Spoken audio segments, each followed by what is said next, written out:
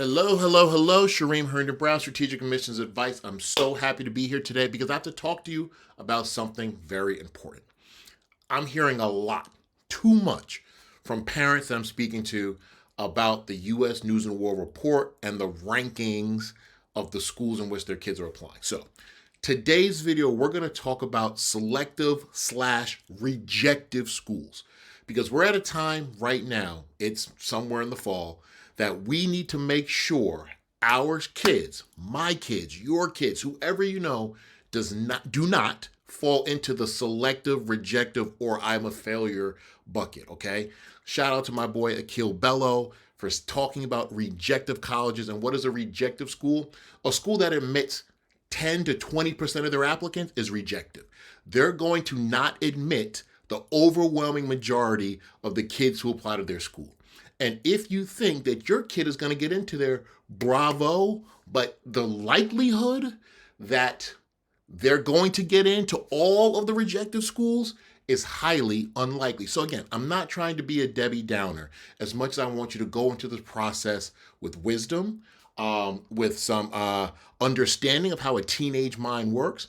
And if you allow your kid to apply to selective slash rejective schools exclusively, they are setting themselves up for very likely to be disappointed. It's hard to hear. It's hard for me to say. I don't want to be discouraging, but I know how this process works. You need to make sure that your kid has reach schools, those highly selective rejective schools. If that's what you're choosing to do with your family, so be it. But understanding 20% admit rates and below are very hard to get into. That means you need to have those reach schools. The target schools were just somewhere to 25 to 65% admit rate. I think that's a nice sweet spot, either 20 to 55. And then 60 to 80% admit rate are safety. So you have your reach, your target, your safeties, I think they call foundational now. Whatever it may be, make sure that there's balance. Okay? U.S. News and World Report should not be the predictor of where your kids should apply to school. That's number one. Number two, let's make sure that your kid applies to somewhere that is 55 to 80% admit rate just to make them feel good. An application fee to make your kid feel good is worth everything. Trust me, when a kid doesn't get into a whole bunch of places, but has a few other places that they do get into, maybe even with their eyes closed, there's balance. Understand the psyche of a 17-year-old, an 18-year-old in social media, we have to take that into account. So again, I'm not telling you not to look at selective rejective schools. I'm just making sure that you have some balance. And understand that if you apply to a school that's less selective, but your kid could probably get into and could be a financial a safety for you, right? It could be something in state.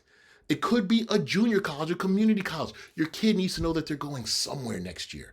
All right. Life is not linear. This college process is not linear, trust me. So we need to make sure that we're thinking about the mental health of our kids and the emotional stability that all teenagers may or may not have. Apply to schools that your kid should easily get into just to make sure they have safeties to go to, but also that they feel good about themselves. And the last one is for us, parents. We need to redefine success, honestly. My man, co-author Tim Fields says it best. If you look at your phone and look at the last 10, 15 people you spoke to and think about the colleges that they may have gone to, they're probably not Ivy League schools. Or if they are, bravo. But we need to make sure that we define success by our relationships, people that we know and where they may have gone to school or what they're doing now in their career, understanding that not one school or two schools equals success. So redefining success means looking in the mirror, asking yourself, does my kid need to go to A, B or C school, or will they be a success later in life if they go somewhere that costs me less, somewhere in state that they got into pretty easily, or possibly a target or reach school? Every process is different, but with U.S. News and World Report heavy on people's minds, I want to make sure that you're aware or beware of rejective schools. I want to make sure that you're applying to target and safety schools just to not just have a place for your kid to go, but have some emotional, a slam dunk for your kid, something that's going to make them feel good about themselves, ideally. And lastly, let's collectively wrap our heads around the fact that college is not everything. We're not defined by the college that we go to, and we need to redefine success. Again, I will shout out Timothy Fields, my co-author of The Black Family's Guide to College Admission, because he's big on that. So That's the word of the day. I am Shereem Herndon-Brown, and I'm really excited that you're here. And I would love to connect with you for a strategy session, or at least set up a free discovery call with our company and learn how we help families to navigate the college admissions process. Okay? Thank you, thank you, thank you.